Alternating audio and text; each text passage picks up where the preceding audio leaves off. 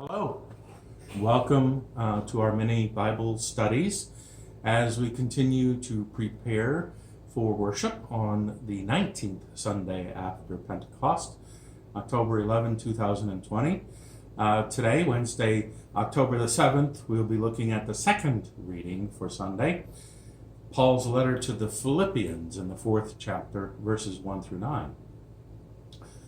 Let me share with you the introduction to the reading, then the reading, and a few of my reflections.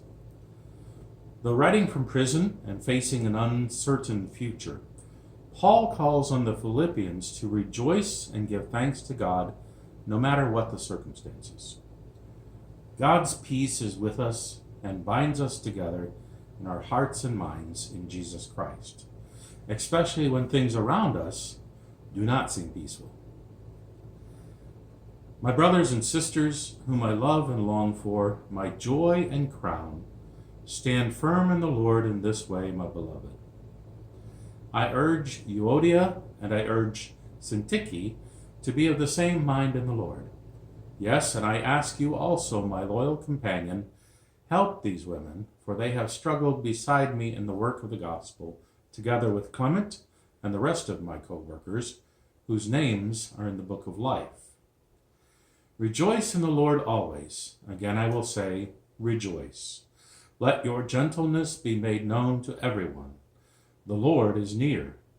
Do not worry about anything, but in everything, by prayer and supplication with thanksgiving, let your requests be made known to God. And the peace of God, which passes all understanding, will guard your hearts and your minds in Christ Jesus.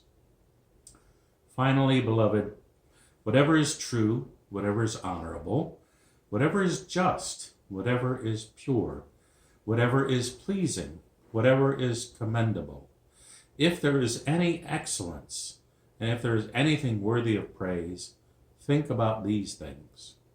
Keep on doing the things that you have learned and received and heard and seen in me, and the God of peace will be with you. Here ends the reading. Thanks be to God.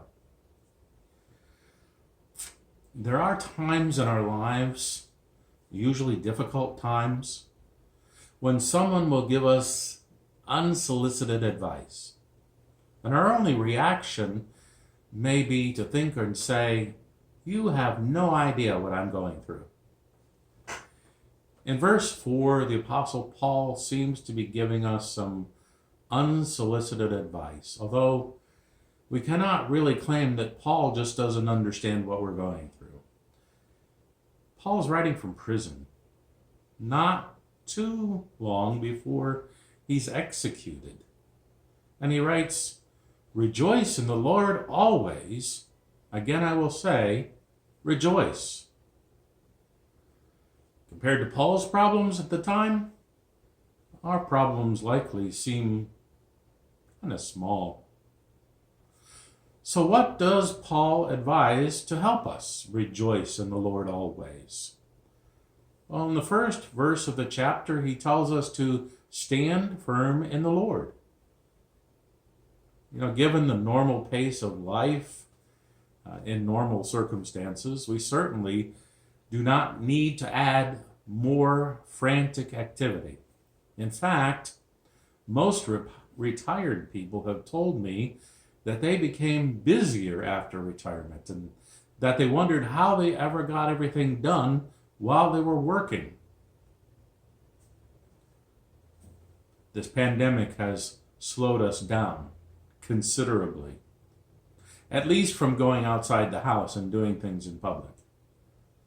Yet, staying home and feeling bored is not what Paul is talking about here.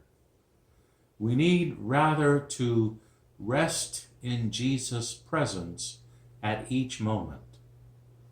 Neither nostalgic for the past, pre-pandemic, nor fantasizing about the future, post-pandemic. When we can rest in Jesus' presence at each moment, there will always be enough time for what truly needs to be done. Even after there is a proven, readily available vaccine so that we can go back into public without worrying. Another feature that Paul lifts up is reconciliation. Specifically, he names two people that he has worked with to further God's kingdom, who apparently have been fighting. We don't know why. And Paul frankly tells them to work it out, to be of the same mind in the Lord. And that does not mean that they have to agree 100% of the time about everything. It means that they can learn to disagree without being disagreeable. In addition to this COVID-19 pandemic, it feels like this country has never been more divided regarding a number of issues. And people on both sides of each issue are not holding back in voicing their opinions. Some comments are just nasty, and too many are turning to violence as a part of their reflections and their reactions. Paul's message, to be of the same mind in the Lord, I think is a call to return to civility. Adults, especially Christians, should be able to disagree without being disagreeable, and definitely should not devolve into juvenile behavior or violence. Paul's advice for how to do that comes in verses 6 and 7. In everything, by prayer and supplication with thanksgiving, let your requests be made known to God. And the peace of God, which surpasses all understanding, will guard your hearts and your minds in Christ Jesus. Paul tells us to pray before we react, and to focus our minds on what is true, honorable, just, pure, pleasing, commendable, excellent, and worthy of praise. Is this just an exercise in positive thinking? Is it an overly optimistic denial of reality? Well, apart from the resurrection, that might be true. Yet Paul is holding two realities in view at the same time. Yes, there's the immediate reality of the pandemic and of a world in which human beings are constantly at war somewhere, betraying one another, brutally suppressing each other in order to get ahead, lying to each other, calling each other names, disrespecting people who disagree, and on and on and on. This was true in the Roman Empire. It's true today in our own country. Every day we hear and see a culture in what becomes newsworthy focuses on what is false, dishonorable, unjust, impure, and shameful. We begin to think that to act hopefully in such a world is just unrealistic. But Paul lifts up another reality, and it is the reality that holds the future. That is the reality of God's redemption, already here and still drawing near.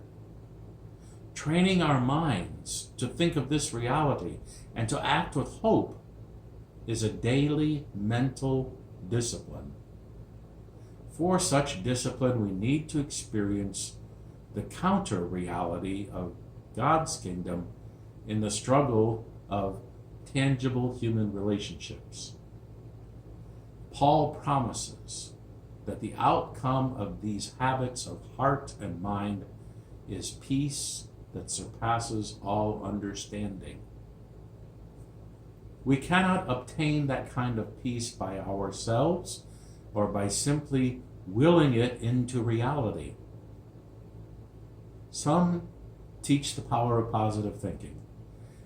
And to an extent, Paul agrees by saying in verse 8, whatever is true, whatever is honorable, whatever is just, whatever is pure, whatever is pleasing, whatever is commendable, if there is any excellence, and if there is anything worthy of praise, think about these things.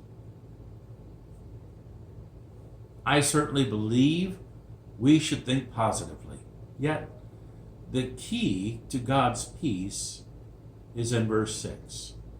In everything, by prayer and supplication, with thanksgiving, let your requests be made known to God. I firmly believe that taking everything to God in prayer is absolutely necessary during these troubling times. And as pointed out in yesterday's reflections on Psalm 23, we have a God that we can trust today and in the uncertain future until the end of time. Thank you for joining me again today as we continue this journey toward the 19th Sunday after Pentecost, October 11, 2020. Take care. Have a great day. God bless.